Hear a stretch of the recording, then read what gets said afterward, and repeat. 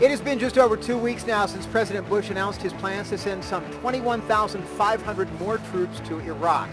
And while the Senate continues to debate the language in a non-binding resolution opposing the war, here in Washington, D.C. this weekend, more than 100,000 people turned out to speak in one loud and clear voice against the war. Among them was a group of Iraq War veterans that MTV News spent some time with to get their take on what's going on here.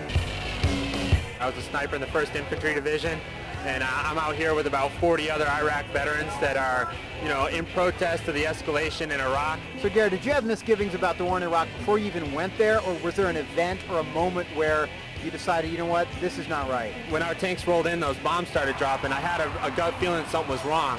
Not till I was on the ground that I realized, how messed up the occupation was, how it was actually motivating the insurgency. And that's why I'm strongly against this escalation, because what I saw, where there's American forces on the ground, there's going to be violence. Garrett isn't alone. According to a recent poll, 65% of Americans agree sending more troops to Iraq is a bad idea. But members of the Bush administration, as well as counter-protesters at Saturday's march, argue non-binding resolutions and rallies embolden the enemy. I think what emboldens the enemy is shooting down helicopters in Iraq, getting sniper shots on our soldiers in Iraq. When did you first join the military, and how did that come about? I joined the National Guard in Colorado in 1996, looking for a way to pay for college. I was called to Iraq. We did traffic checkpoints, home raids, crowd control. You solemnly swear that I will support and defend the Constitution of the United States. When we enter the military, we sign a contract that says we'll protect the country and protect the Constitution. And for many of us, we see what we're doing in Iraq as damaging the United States.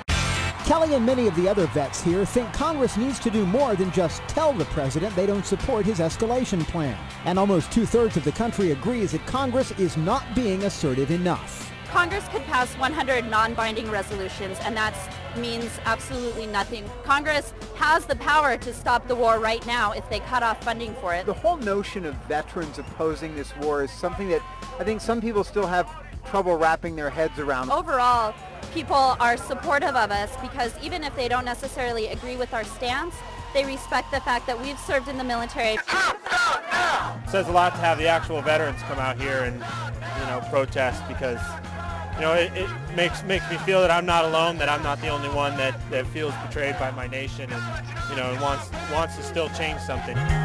Some of the veterans we spoke to say they plan on sticking around Washington throughout the week to meet with members of Congress and encourage them to take a tougher stand against troop escalation.